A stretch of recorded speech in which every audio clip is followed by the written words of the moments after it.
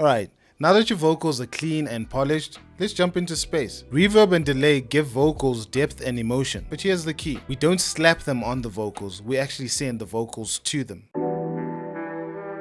In FL Studio, using a sends means we route a copy of our vocal to an effects channel, like a reverb or a delay, without affecting the original signal. This lets us control how much of the effect we hear without muddying the original dry vocal. Plus, you can EQ the delay or the reverb separately from the vocal chain. Think of it like having your vocal in a dry room, but opening up the window a little bit to let in that ambience. You essentially control how much of that breeze flows in.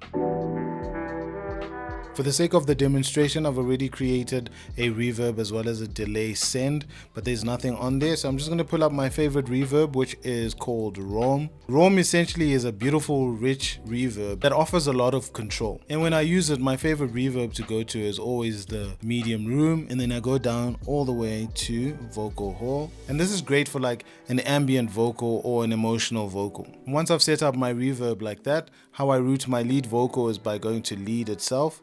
And then you want to click on this arrow thing down here. It'll show you that it's fully loaded. Of course, we're going to control this by dragging it up or down. And to hear the best results, you have to play it back while tweaking this. Pulling up fast, I cannot crash, I cannot get enough. Look at my past, always at class, I can go back enough. On the weekend, looking at ass, but you're still not man enough. Break like glass, take no chance, you can be dead tonight. What I like to do is add an EQ right afterwards. So I'm going to use the Parametric EQ, which is the FL Studio default EQ. And then you want to right click on the 7th band, go to type, and then you want to do a low pass, which is going to create that envelope there. You want to do the same on number 1, except here you go high pass.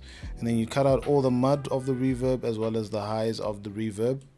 Pulling up fast, I cannot crash, I cannot get enough. Look at my past, always at class, I can go back enough. On the weekend, looking at ass, but you're still not man enough. Easy, right? Once you've done all those tweaks, a great thing to remember is that you don't want your vocals swimming.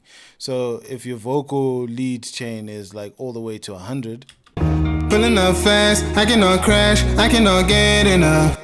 It sounds terrible. But if you bring it down here, it sounds more subtle. Pulling up fast, I cannot crash, I cannot get enough. Look at my past, always at class, I can go back enough. On the weekend, looking at ass, but you're still not man enough. Easy, right? Now once you've added the reverb and done your tweaks, you'll notice that it doesn't sound as spacey as we would like it to sound. That's where the delay comes in. So we want to add a delay to the delay send itself. Here I'm going to select my favorite delay, which is the H delay. And the reason I like H delay is because it's got tempo synced delays, so you can never have a delay that doesn't make sense. And this delay looks complicated, but it's pretty simple. The first thing that you want to set is your delay time. So I usually have this at 1/4 or 1/2, depending on the type of song. 1/2 is slightly quicker delays. 1/4 is like there's a bit of space between your final phrase and the delay itself. And then you want to bring the feedback down to about 15, so that it's not too much or it's not lasting too long. Once you've tweaked it like that, you want to route your lead vocal to the delay itself, and then we're going to play with this volume knob until we have the right amount of delay on our vocals. Pulling up fast, I cannot crash, I cannot get enough. Look at my past, always at class, I can go back enough. On the weekend, look. If you notice, the delay that's playing back is playing back at almost the same frequency as the lead vocal. So we want to cut out those frequencies by adding a filter. So I'm going to open the delay itself. So you'll come here where it says filter, and then you want to bring your high pass filter up just to cut out some of those low end rumbles. And then your low pass filter as well, you want to bring it up just to cut out the high frequencies that are clashing with your vocal. And then maybe the output, you just drop it down a little so it's less loud than your normal vocal. And this is what it sounds like. Pulling up fast, I cannot crash, I cannot get enough. Look at my past, always at class, I can go back enough. If you notice, it's playing back with a bit of delay, so I'm just gonna bring this back to like 1/4, and that should be synced to the BPM properly. Pulling up fast, I cannot crash, I cannot get enough. Look at my past, always at class, I can go back enough. On the weekend, looking at ass, but you're still not man enough. Break like glass, take no chance. Awesome, right? But there's more that we can do. I can add an EQ to create a radio effect for my delay so that it's way different to the lead vocal. So I pulled up the FL Studio Parametric EQ2, and then here I just want to go down to the preset. And then you want to come here where it says radio. So it's gonna mold it like that. You just open it up a little bit, and this is what it sounds like. Pulling up fast, I cannot crash, I cannot get enough. Look at my past, always at class, I can go back enough.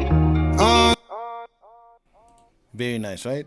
Side note also, what you can do here is click ping pong so that it ping pongs on both your ears, and this is what that sounds like. Pulling up fast, I cannot crash, I cannot get enough.